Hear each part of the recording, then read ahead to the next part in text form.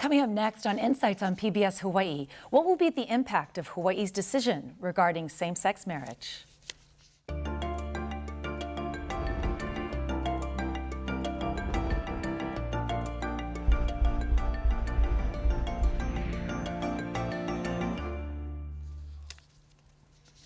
Aloha and welcome to Insights on PBS Hawaii. I'm Malia Maddock. The passage of the Marriage Equality Act has at times been highly contentious, sometimes pitting neighbor against neighbor as thousands have turned out in Hawaii to voice their opinion. But what comes next for our state? Some will challenge the issue in the courts, others will rush to take advantage of the new law. What does the new law mean for us in terms of the economy, education, and culture?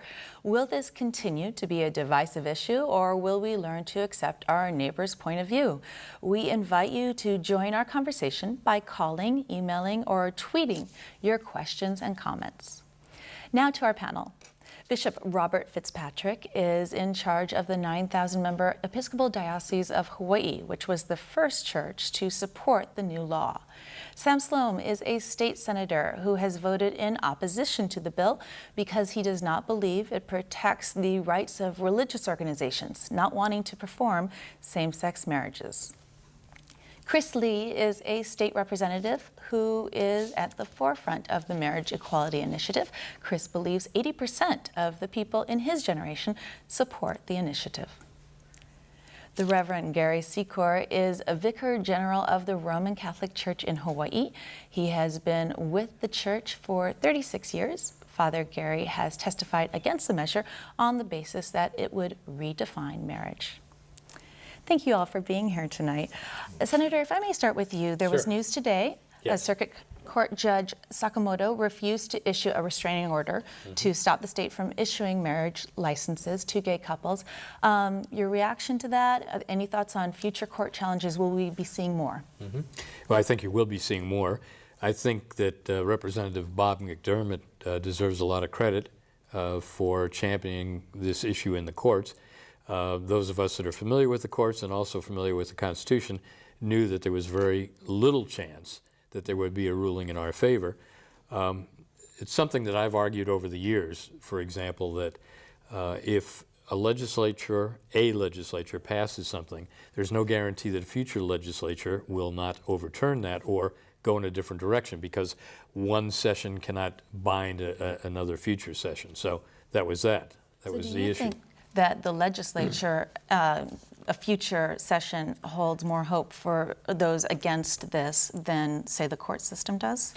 Well, certainly I think we're constrained by the court system. I think what this issue brought about, however, was a clear understanding that the people thought that they were voting for one thing in 1998 very clearly. And all of the materials and the advertisements and the statements by the state were very clear at the time. But that was a different time, 1998. We have a different legislature now. 80% of the people that are in the legislature right now were not in the legislature at that time. But there probably will be additional actions brought, because many of the things that were brought up in the testimony over the nearly 3 weeks were that you're going to have unintended consequences. You're going to have a lot of different things occur: education in the schools, small businesses, auxiliary, ancillary activities of churches and religious groups. So there's a lot more to go on this. But my position from the beginning was, number one, for 20 years I've said the government should not be involved in marriage, number one. Number two, I was very vehement about saying this special session was a not so special session, should not have occurred. We were talking before the show, in the past 12 years, there were two special sessions that were not related to the Senate's responsibility for confirmation of judicial and cabinet nominees. One, the most recent one, had to do with the super ferry, but the first one had to do with 9/11. And both of those, I think, were significant issues. My point of view, and I'm very clear about this, is it was the governor that called this special session, not the legislature. The governor wanted it, the legislature didn't want it. The governor wanted it because he's slipping in the polls. The governor wanted it now instead of during an election year, next year. And I think that this is going to backfire on him. I think it's going to have a lot of political consequences as well. So we can get into that later. All right, a lot to react to there. Representative Lee, I would imagine you've got some other thoughts. You know, I do, and I think that the governor actually called this from his own perspective because it's the right thing to do. You know, we have a legislature and a state that has been asked by the governor to take action, and we did. I think the special session, as the Star Advertiser pointed out this morning, was the right way to do it, to ensure a process that is most inclusive. During a regular session, you're never going to have the opportunity to stop everything and hear 5 days of testimony on a bill, or have weeks of notice in advance that a bill's coming up for a hearing. And so going through that, I mean, we had fantastic dialogue, and it was the right way to make sure that you maximize public input. I did want to touch on something looking forward. You know, of course, our current legislature cannot bind a future legislature. We cannot say this is the end of the line for this issue or any other. Future generations are going to make that call for themselves. But I do think it's going to get more and more difficult as time passes to go the other direction and step backward because, as you mentioned earlier, I do think a vast majority of our younger generation now growing up support this issue, support it as an equal rights issue for everybody, and support treating everyone with the same respect and aloha, particularly here in Hawaii, that we all deserve. And I wouldn't say across the board 80% of our generation, which you mentioned earlier. It depends on the demographic you're looking at, the location, but generally, younger generations by far and away support this overwhelmingly. Father Sikor, what was your reaction to this session, and where do you think we go from there? Well, I agree with Representative Lee that everyone needs to be treated with love and respect, everyone, including our gay and lesbian brothers and sisters. From our perspective, we don't think that the legislature should have been about redefining marriage. We feel that this was a manufactured civil right, that certainly civil rights are very important, but in our view, there wasn't a need to redefine marriage to give civil rights for marriage to gay couples. Certainly, people who understand themselves to be gay or lesbian have the right to be who they are. But in our view, there's a difference between having a right to be who you are and activity or being married. In our view, marriage is already restricted in many respects. You can't marry your sister, you can't marry your brother, can't marry a certain cousin, you know. So we don't think that it should be construed as a civil right identical to other civil rights, which we are very much in favor of, but not this one. Bishop, a civil right? Well, it is in the sense that I think the senator touched on this. As long as the state's involved in marriage and it's part of common law that we've inherited in the United States, it means that issues of civil rights and equity do come into play. So unless the state gets out of the marriage business, and unless married couples' special privileges that are granted to them by the state are removed, then it's by necessity an issue of civil rights, and for some of us an issue of pastoral care. All right, let me just add to that, first of all, because I have taken the position that it is not a civil right, and in fact, there's no court in the country that has ever ruled that same-sex marriage is a right, or that marriage is a right, as a matter of fact. And I think today, one of the problems nationally and locally is that we have people demanding, we have special interest groups that demand certain things. We want affordable housing, we don't want GMO, we don't want this, we don't want that, and they call it a right. And we're mixing up license and privilege with right. But I wanted to re-emphasize something that I said at the outset about why I didn't think this was a required item for a special session. Look, this is not an urgent issue. It was not urgent at this time. What is urgent is our state is suffering economically. We are really in poor condition. We've got almost everybody in this state that is struggling now more so than they ever did before. We've got infrastructure problems. We've got health problems. We've got all of these things. We've got children who are being abused and all that. We say we're the state for the keiki, and yet we don't pass something like Jessica's Law and don't take care of them. So it's a misplaced, in my humble opinion, a misplaced issue where you put sexual orientation and people's private choices above what the legislature really should be doing. But Senator, that's good. Yeah. I agree with you. Yeah. So now it's behind us.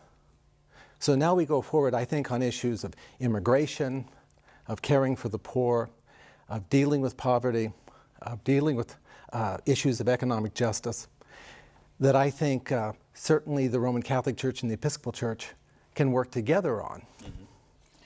And that is the question is going forward. And one question, of course, about economics is the University of Hawaii is saying that this could give Hawaii a $217 million boost. Your reaction to that?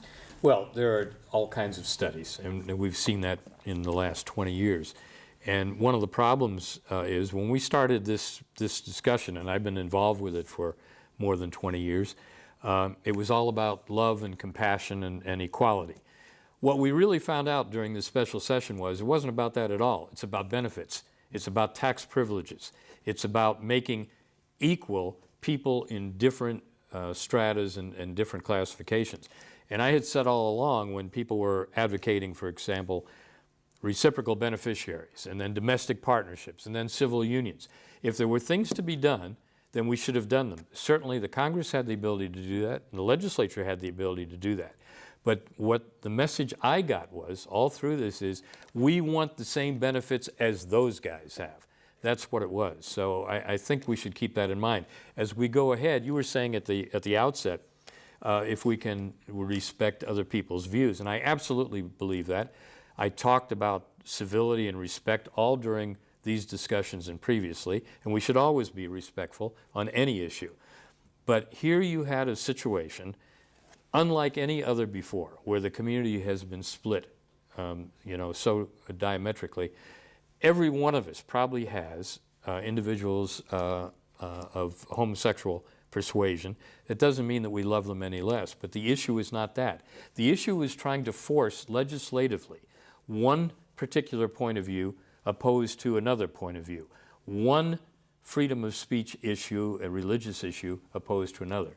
And so while we'll get together and we'll all sing Kumbaya and we'll sing Aloha Oi and all of that, these divisions will remain because you can't force people to do certain things that they don't believe in. And I think that people that came down here in the thousands, in record numbers, we never before saw that before, they're going to remember that they didn't get any solace from the executive branch, from the legislative branch, and the judicial branch. I just want to make sure that they stay together and they will work for things like initiative, referendum, and recall, and term limits, which we don't have. All right, well, let's talk about the political fallout. Representative Lee, do you think there's going to be a lot of fallout in the next election on either side of this? You know, I actually don't. And I think if we look back to the civil unions debate, which happened just a few years ago, there was equal opposition and support in the community. You had a whole lot of division, and folks came down to the Capitol. And at the end of the day, it became an elections issue. And the Advertiser and other mainstream publications were asking, where do you fall on this, put out there to the public. Some people even had attack pieces done based on that issue. But at the end of the day, pretty much everybody who voted for it came back. And we are now here, and we had a vote on same-sex marriage, which is civil unions, in a sense, rehashed. And yet, we are here, and I don't think anyone expects to have a change politically because of it. But let me step back for a minute. You know, when you talk about rights, and I do agree, benefits and rights being parsed out equally to all families is critically important, because everyone's going to have children, they're going to be raising their families whether this bill passes or not. And to be able to have the federal benefits, to be able to have those tax incentives to help pay for their kids to go to school and raise them right is critically important, I think, for any family, and any parents would agree with that. You know, we had $217 million that the University of Hawaii said the state's going to benefit from additional tourism, from additional revenue for folks coming in. It's not just wedding ceremonies producing these things, but it's people staying here, coming to these wedding ceremonies, spending money. Our small businesses, more than anybody, stand to benefit hugely because of this. And so we had 200 plus businesses, large and small, come in and say, this is the right thing to do, it's going to help us, in addition to providing basic rights and equal treatment for everyone. Okay, I want to get to, we're getting a lot of questions. From Sharon, do the opponents to gay marriage favor letting the people decide, and will they abide by the decision of such a vote? Will they drop their opposition if a majority of voters favor same-sex marriage? Any thoughts on that? Well, let me speak to that. Quite frankly, I don't believe that the issue of the nature of marriage should be put to a vote. I believe my understanding of God and what God has designed us as is that marriage is between a man and a woman, and that doesn't change just because the majority feels differently about it one way or another. So while I think the effort to let the people decide is well-meaning in terms of, well meant in terms of respecting the will of the people, from the beginning we, the Catholic Church, haven't felt that this is something that should be voted on. So you would not want to see a vote. Would anyone want to see a vote? Yes, absolutely. In fact, we had a vote. That was what 1998 was all about. I had somebody at the neighborhood board tell me last week, yeah, but that was 15 years ago. Well, the Constitution of the United States was over 200 years ago. The fact of the matter was, it was a vote. 70% of the people said that they were voting for a traditional marriage between a man and woman. I reiterate my point, though. I don't think the government should be involved, but they are involved. And since the government is involved, I think the message to these thousands of people that came down to the Capitol over the last 2.5 weeks was they thought that people were going to listen to them. And look, hey, come on, let's be honest about this. This whole thing was scripted from the very beginning. It was a done deal. Everybody knew what the vote was going to be. I don't think one vote actually changed from August until now.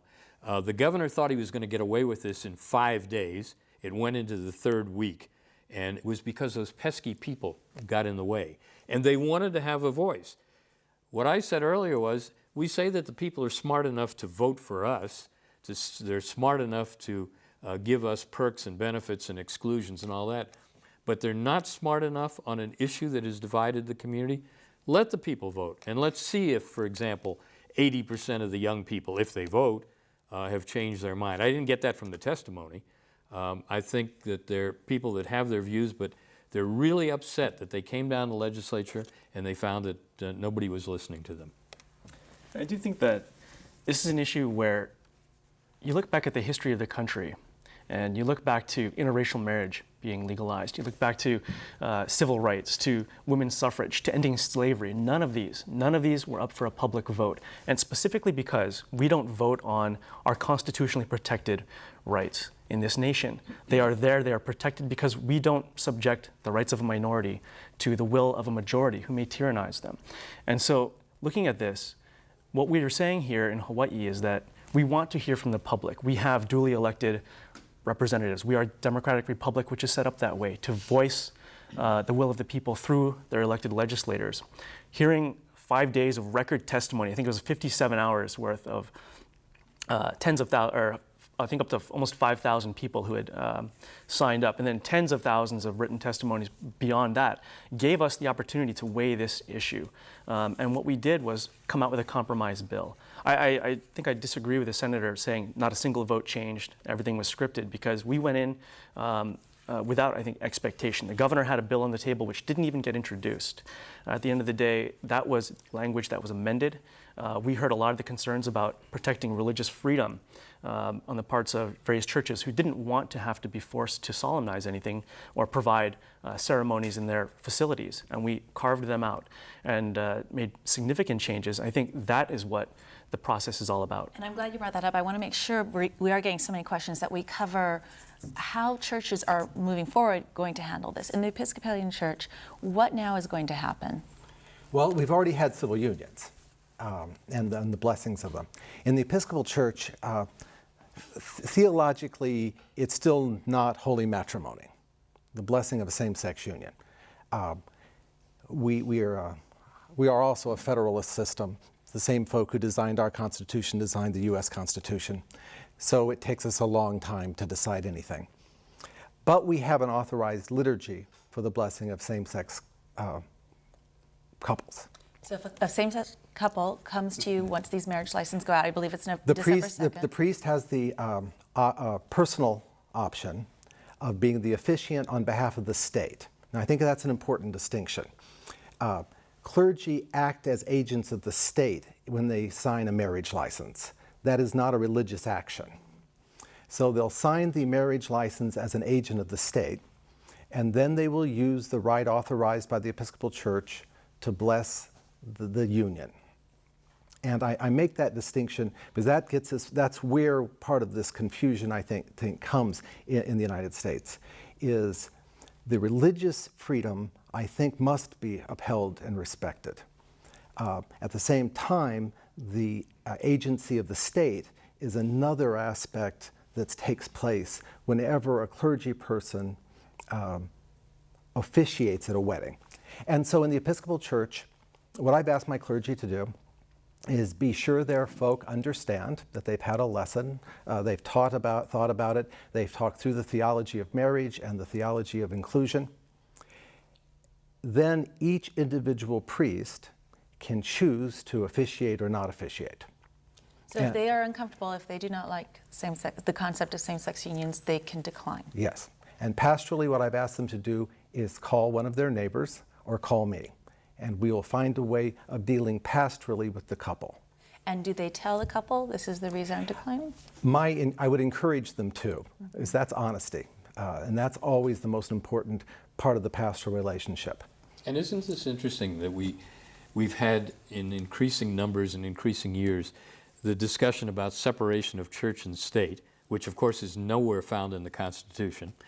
And yet, as you've said, you now become an officiant and an agent of the state. So I don't know whether we're progressing in doing that or not, and I'll still hold up the fact that we shouldn't be involved in it. I want to get back to one thing that Representative Lee said, though. I don't want to beat a dead horse. But the fact of the matter is we would not have had a special session had not the governor been able to twist arms and guarantee that he had the votes, which were obtained behind closed doors, there was no public meetings, before the session was called. If he didn't have the votes, we wouldn't have done this. Senator, you are beating a dead horse. Okay, well, pretty much. Sometimes we have to beat it. But People forget. I think that's one of the things. But Senator, you're also, I think, by beating the dead horse, that is the political reality. And those of us, as we are adults, we live in the real world. You're absolutely right, but the horse is dead. So you've done a good job. See, politicians often believe that they're safe in doing what they want to do because the people will forget. But Edmund Burke would have disagreed. I mean, I want my representative to vote their conscience. Sure, I do too. And then whatever comes of that later, that's part of our process. Yeah, but I think the whole issue here is that the public is finally realizing that representatives have not done that good a job in representing them because they say this is what we believe in. We just missed the line of Burke in conservative philosophy.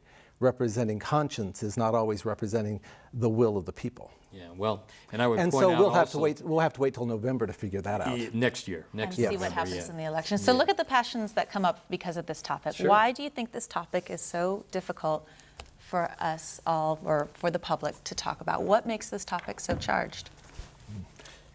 I think there's a long history here, both emotionally and historically. You go back and folks have been raised generation after generation in a society that that framed things one particular way. Particularly, I think as we've seen this past year, from a religious perspective.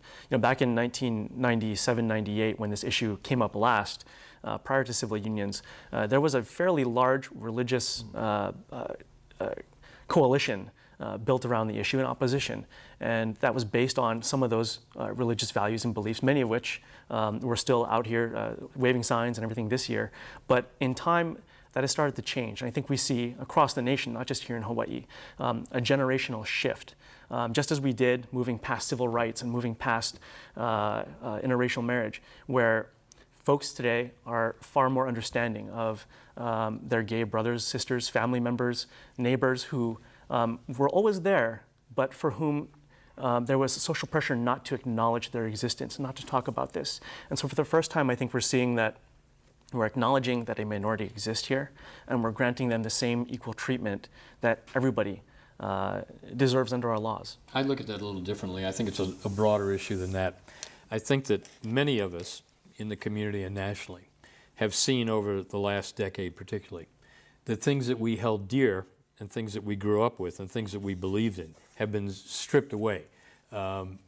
Prayer, for example. We don't have prayer in the state senate anymore or the city council. A pledge of allegiance, things of this nature. We've seen things because of special interest groups. I mean, Representative Lee mentioned the Star Advertiser, our monopoly newspaper. They've been cheerleaders. They don't report the news. They've been cheerleaders for this and other issues all along. And I think a lot of people have become very frustrated because they figure their vote doesn't count, their voice isn't heard. Look, we went from #1 in the nation in voter turnout in the 90 percentile. Now we're number 50 at 48%. Of course, if you believe our president, there's 57 states, so maybe it's not quite that bad. Senator Sloan, let me ask you this question that came in Sure. from Gordon. Will Senator Sloan drop his opposition to same-sex marriage if the electorate votes in favor of gay marriage, or does he favor a vote simply because he thinks his side will win? No, absolutely. I believe in whatever the people decide, that's what I'm governed by. Okay. But, and that's why I find it really frustrating when I hear voices saying there's been this shift, there's the wave, everything has changed, but we won't allow the people to vote on that. All right. Let me ask this. I mean, back in 1967, when interracial marriage was finally legalized by the Supreme Court, only 20% of the American public approved. Should that have been then put to a public vote at that time? And it's funny, this is a question from Karen. Senator Sloan, if separate but equal had been put to a vote, do you think schools would have been desegregated? I think it's ridiculous to put minority rights up to a vote. That's what the courts are for, leading on to your question. Well, I think, first of all, it's the legislature. I think we've punted and we've deferred to the courts where we should have taken our own responsibility. What I said during the session, because this has come up over and over again, the difference between interracial marriage, the difference in other civil rights is just that. We're talking about civil rights and we're not talking about it here. Specifically to answer Representative Lee's question, no, I don't think that should have been a vote. And I think that when we look at what the courts have done, even in the DOMA, the Defense of Marriage Act decision here, we find that most of these important decisions are 5-4 votes, one individual. But we have to, I think, allow for people to have more participatory democracy, and they feel that they are not entitled to that now. That's the real issue, and that goes beyond same-sex marriage. All right. Father, let me ask this question of you. Whose religious rights are being inhibited if no one is required to perform a same-sex marriage? Can you take that question? Well, certainly, as far as what we understand of the bill that has been signed into law, we are protected as religious ministers, as priests, from having to perform marriages. And thanks to the amendments in the House of Representatives, our facilities are much better protected than I believe they were in the original draft of the bill. So we as Catholic priests are not going to be forced to perform these ceremonies. Our concern is with regard to our members who may have other businesses, who may quite probably be forced to provide services that may go against their conscience. Business community.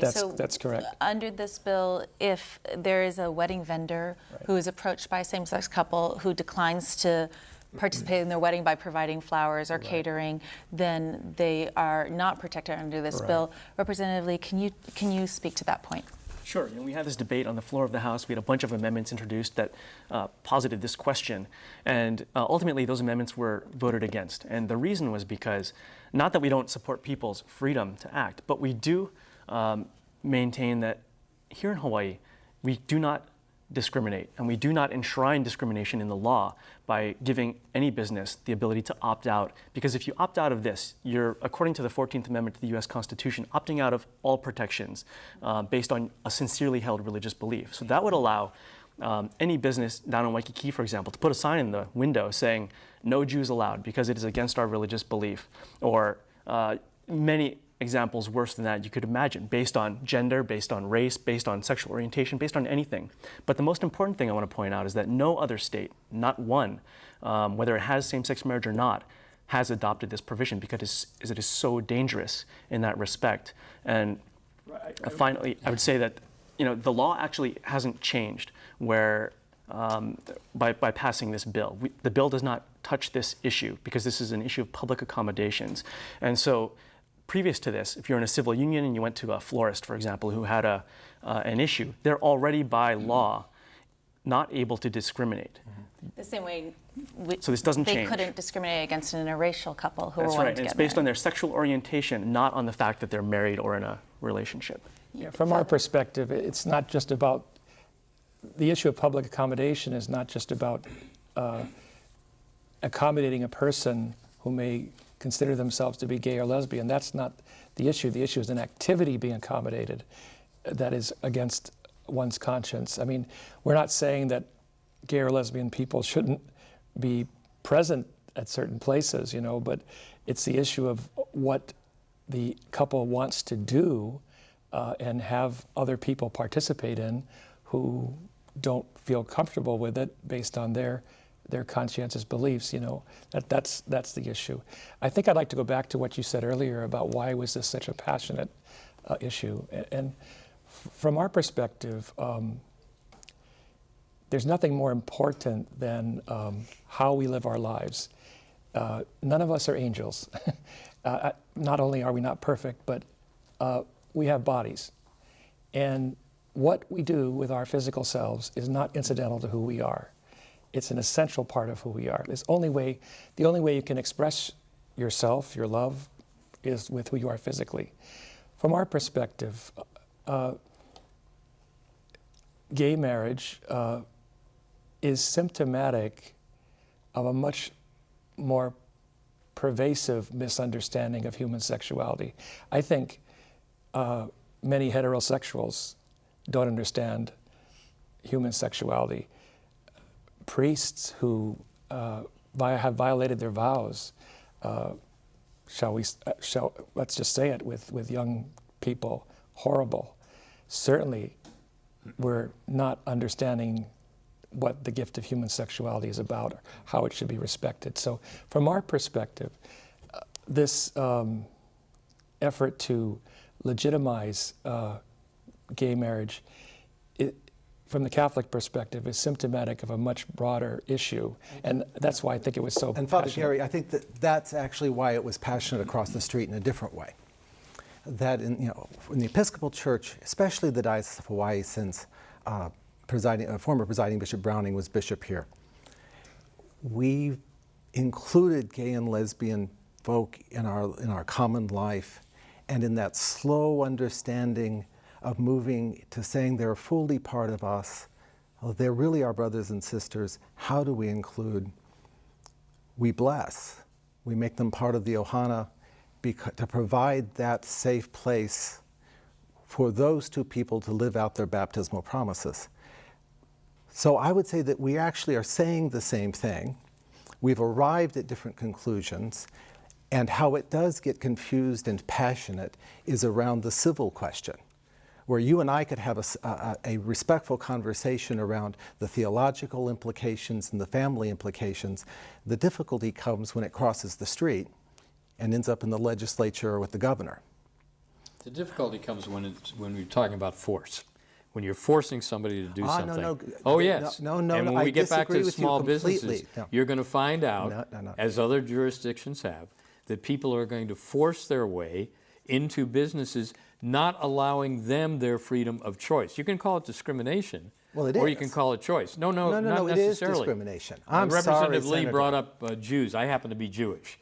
As am I. It's a very different. Which is perfectly fine. Yeah. Oh, well, we're glad that the Episcopal Church recognizes this. Good. I mean, it's our origin. We get Yeah. that. But what I'm saying is we have diminished people's ability to not only think for themselves and to express their viewpoints, because viewpoints themselves have been condemned and have been criticized. Oh, absolutely, on both sides. On both sides. I agree with that. That's completely. right. But what I'm saying is you've accommodation got is people different. in business where the government, and what we've done really is create a new category of litigious action, and we are a litigious society. We have created something that was not there before, allowing people to sue, and sue they will, because there's enough attorneys around and there's enough activists around. That's what they want to do, and they've shown that before, and they'll continue to do that. I'll just go back and say that the law has not changed. Exactly. The law has not changed. If you're a business owner and you discriminate against somebody based on their sexual orientation the day before this bill was passed, and you do it again the day after the bill's passed, it's the exact same thing. All right, I want to get to some of these questions because we have so many. Education. This is a question from Jenny and Kailua. How are children going to be protected from educational curriculum that teaches about same-sex? Representative Lee, you want to take that one? Sure. One of the things we heard throughout this entire process was that there's all these crazy things that could be taught to our kids: how to have sex, how to have homosexual sex, whatever that is, because heterosexual and homosexual People do all kinds of things. But at the end of the day, you look at other states that have been referenced, like Massachusetts, for example, have been brought up time and time again. And you find that a lot of the arguments being made have no merit, are being taken out of context. And what we're finding is that even before the bill was passed there, back in 2006, there was only one change to the curriculum, and all it said was, children in the course of an education shall be taught different family structures, so that you could have a family with a father and a mother, with two mothers, single parent family, a Hanai family, what have you. But it says nothing at all about marriage, about what is right, what is wrong, about anything to do with sex at all. And here in Hawaii, we've heard from our DOE very clearly that there is a very clear opt-out provision, so that should anything ever come up like this, a parent would be notified beforehand that indeed there is some controversial issue coming up. Feel free to opt your child out, and they have that right. And that's protected by the Board of Education, the Department of Education. The bill itself does not speak to education at all. Now for the rest of the story. There were many people that were very concerned about that aspect of it, and they did point to Massachusetts, they did point to Canada, but they can point to Hawaii. I brought up in my remarks that there's been a program in effect. It started in my area, Niu Valley Intermediate School, called Pono Choice, developed by the University of Hawaii. And the curriculum is very clear. They say that the whole program is to prevent teen pregnancy and sexually transmitted diseases. But there's a component in that curriculum which speaks to homosexual relations very clearly. And when you talk about the opt-out position, a lot of parents said that they were not given that opt-out. They didn't know about that. The DOE did bless it because now there's going to be 30 schools that will be using that curriculum at a taxpayer cost of $1 million. But it is in there, and it has been in this case since 2011. So it was there before. Pardon me? It was there before 2011. This discussion. Yeah, 2011. But I mean, that's what parents were talking about. And for legislators to poo-poo that idea or say, oh no, that's not going to happen because we have the DOE and we have the BOE, I would say, look at their past record in things that they have done and the fact that many people have felt that they did not have an adequate opportunity to opt out. So it is an issue. It's a real issue. So that's a systemic issue that will need to be addressed, about allowing parents the option to opt out. And I return to the fact that whether it's there or not, no matter what happens in the future, it has nothing to do with this bill. Well, it does. It does in effect, because what you're doing now, you have state sanctioning of homosexual activities, which you did not have before. But the other thing, from my standpoint, let's agree on this, if we can. We got kids that can't read. We have kids that can't do math. We have many kids that don't know history or geography. But at 12 years old, they're going to know all kinds of sexual positions and sexual things. Where's our priorities? Now, was that in, Where are we coming was that from in the here? curriculum you just saw? Oh, yes, it was. Yes, it is. Yeah. Before we belabor that dead horse again. Well, we get a lot of dead horses. Yes, we do. here. We got a whole In an hour, you get a Oxen lot team. of them leg around. But I would say that going back, I mean, we do not have this as a part of the curriculum based on whether or not marriage is legal or not based on this bill.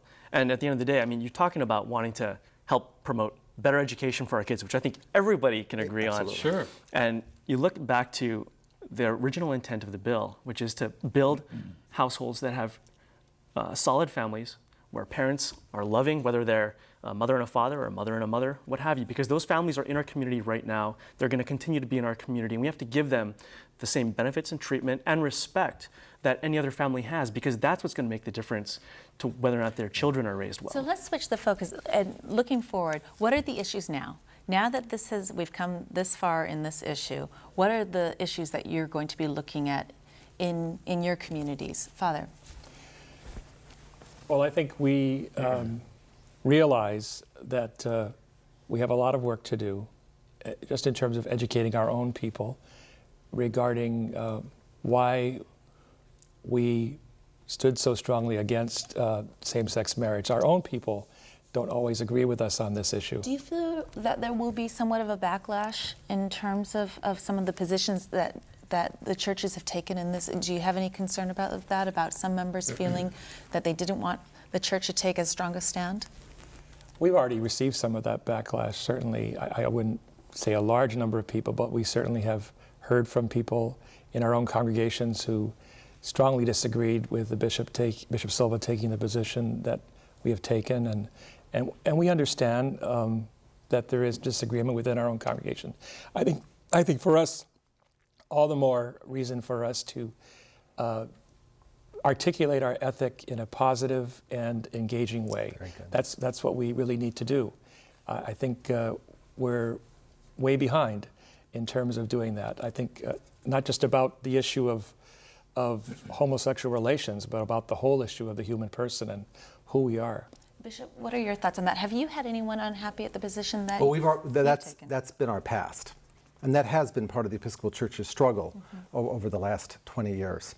And so less so now, because that is part of the struggle of time. I think right now, as we look ahead, because we've struggled with including whole families, both, for me, it's a pastoral issue. So that when I have someone meeting me when I'm in church and they say, my daughter wants to get married, can it finally happen? Then it's a personal pastoral issue. So that now I think the growing edge will have to be in two directions. One, the continued teaching of what it means to be in a permanent, sexually exclusive, respected, honored relationship. And how do we hold up those families, but all families, within the life of the church. But I think also calling those of us of faith to look at those other issues that are before us, issues of homelessness, issues of poverty, issues of economic justice, climate, those other issues that press upon us as people of God, holding this fragile earth with our families around us and with those all around, and looking beyond, for us, this one issue that gathered way too many people at the Capitol, I think, but also respecting those who disagree, that where we can work together, we get about God's work to care for the broken and the lost and the poor. And to the point of this bill and this law, are there families that you have ministered to that you believe this bill will help? Absolutely. Oh. Can you speak to that? Because that's some of the questions we've gotten from callers, if we can address sort of the impact on the gay community. Yes. I mean, folk who did not have the resources to fly to another state to be married. Families that I know of who are waiting so their children can be married in their churches, in their church. And it was more than just the blessing after a civil union, but that understanding of marriage that's grown for some of the people. I've been a priest for almost 30 years. I've been married for over 30 years. The entire time I was a priest and then as bishop, I've had gay and lesbians in my parishes. I've had families with children. Their lives never affected my marriage. They've added to my marriage because I've seen in those couples wholeness, permanence, care for one another to the point of death. I know there will be people who want to get married as soon, on December 2nd, they'll be waiting for the stroke of midnight, and I will have priests who will perform the weddings because they're part of our church family. At the stroke of midnight. I honestly believe it.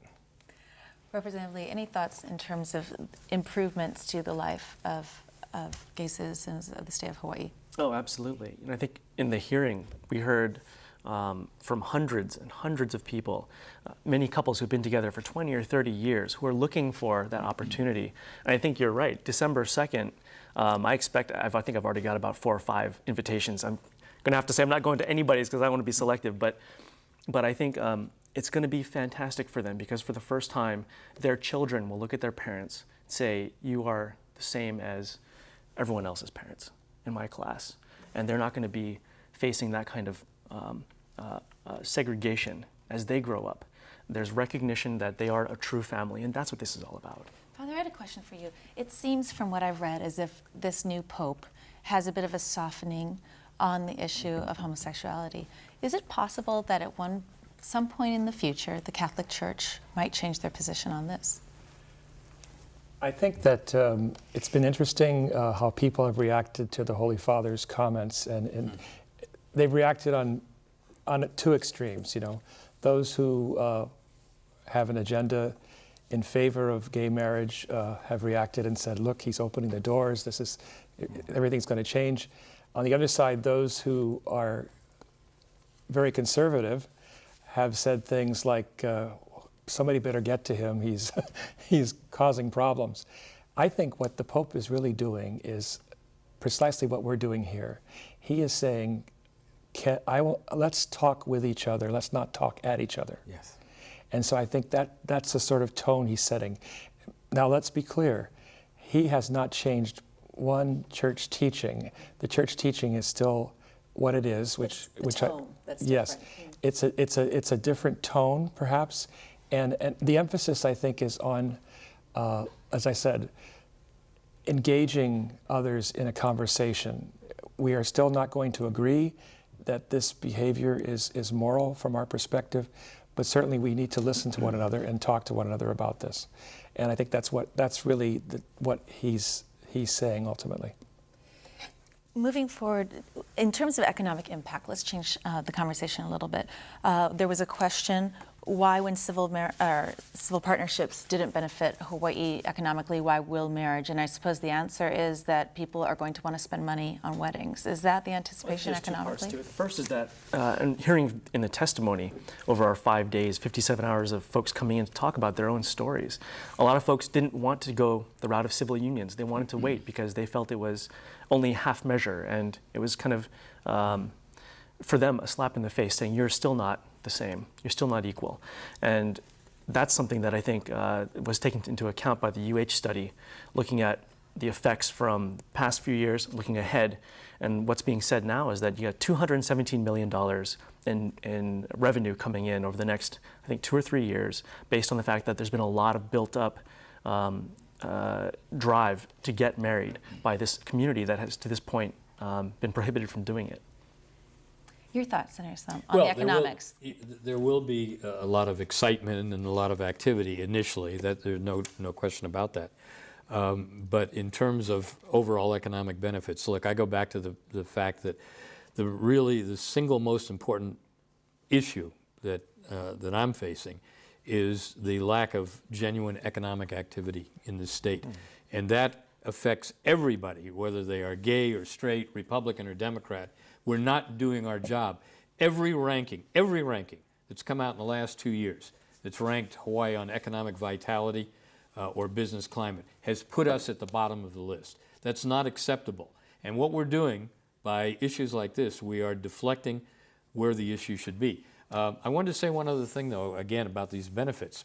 As it came up in the hearings, I think it was mentioned that there were federal benefits, 1,938 benefits, which you can get if you go to another state.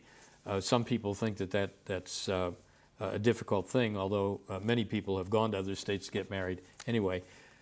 I look at it differently. I think that that's too many federal benefits. I think if the taxes are too high, that's a problem in the state of Hawaii.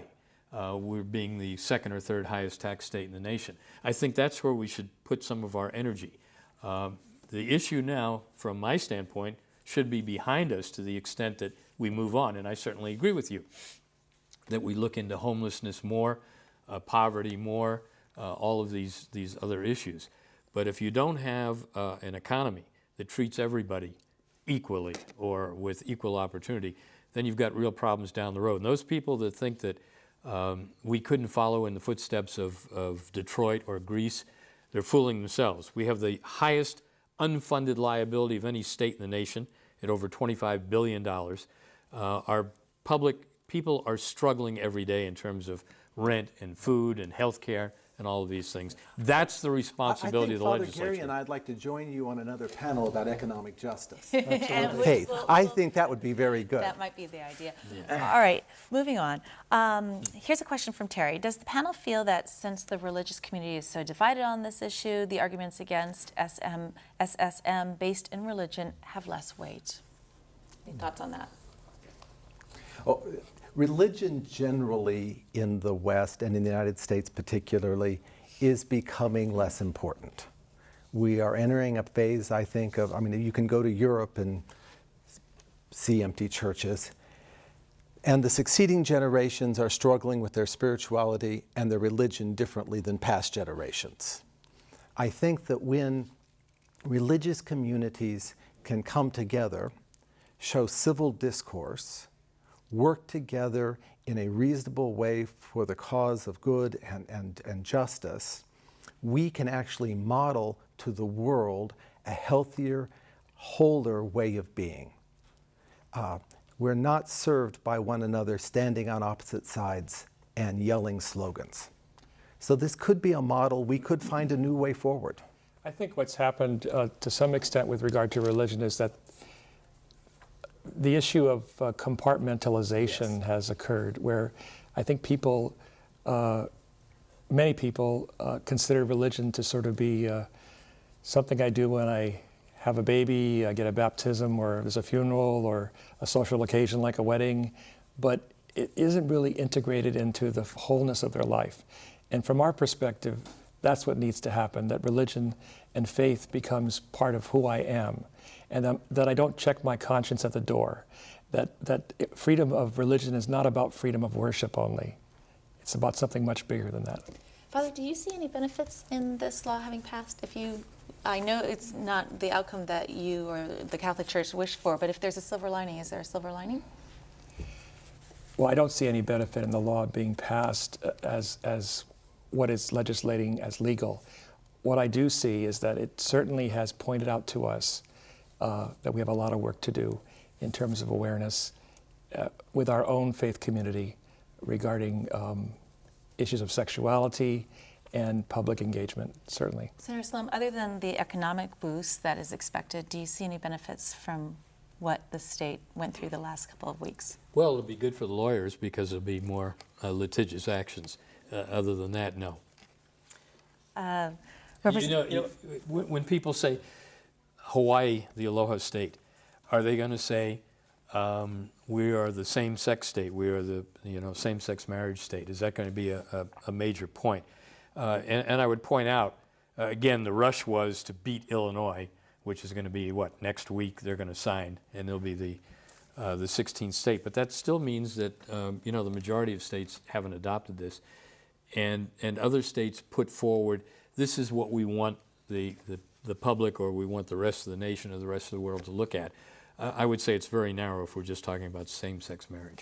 But it's now almost 1/3 of the country that has adopted this, right? And so it's not as if Hawaii is going to, if I'm understanding your point, in terms of an identity. I mean, we tried to be first, as we were with abortion, as we were with the general excise tax, as we were with a single statewide school district, as we were with prepaid health care. We didn't make it first. And the fact that we've been debating this and discussing this for 20 years, I think indicates that, again, I have no problem sitting down with people, and I think that's what we should do, and we should talk and we should exchange our views. My problem comes when you start talking about the state using force to change people's views or make them do things that they don't want to do. All right, we're starting to run out of time. I want to make sure that we get everyone's thoughts here. Representative Lee, any other points that everyone in the public should be aware of and looking for on this topic? Well, I do think that you'd asked earlier about what's good coming out of this, besides the benefits to same-sex couples and everything else. I do think the one thing that struck me during the hearing, I think it was day 4, was the fact that there was a lady who testified, and she got up and said, I submitted my testimony in opposition 4 days earlier. Finally, it's her turn to speak. But then she changed her mind and said, you know what? I'm changing my comments to comments, meaning she's not taking a position. And she looked at the crowd and the folks wearing their colored leis and everything else and said, I didn't realize you don't get Social Security, you don't get Medicare. You're a family, you have kids. I didn't realize your kids go to probably the same school my kids do. And so bringing understanding from both sides on the religious values and beliefs that are important to some and the families that are out there who just want to be families and treated like everybody else, I think is fantastic, because the bill's done. We can agree to disagree, but putting ourselves in others' shoes and understanding their issues, I think, is what ultimately brings us together. It's interesting, reading the letters to the editor in the last few days, you can tell that there is a lot of anger about this, some of the comments that have come in. What would you counsel those for whom this was not the outcome that they wanted? Bishop, What would be your thoughts? Well, I think what we've done tonight is what you do. You talk. You engage human beings. You understand that you're going to disagree. But you struggle with what you're disagreeing about. You treat one another with respect. You treat your brother and sister as if they were part of your family. And you live together as best you can. You make things pono. And I think we can do that without anger, without rancor, without demonizing. And there are other places where we can work together for the good of the whole. Really quickly, final thought. Father. I certainly agree with the bishop. I think where we might disagree a little is, from our perspective, a pastoral outreach for us would involve also a challenge to a person who is oriented that way to look at their behavior. But certainly there are many issues that we're concerned about mutually as churches and just as people in general that we need to focus on. And move on to the other issues affecting us all. Thank you all for joining us here tonight. It was very interesting. Next week on Insights, for some with catastrophic illnesses or facing the end of their lives, the idea of dying on their own terms is comforting. Only a few states allow so-called death with dignity. In Hawaii, there have been repeated attempts to pass laws allowing physician-assisted suicide, but none have passed. Proponents say that we should have the right to dictate how we die, and opponents call it manslaughter. On the next Insights on PBS Hawaii, should we have the right to decide how we die? That's next time on Insights on PBS Hawaii. I'm Malia Maddock. A hui ho.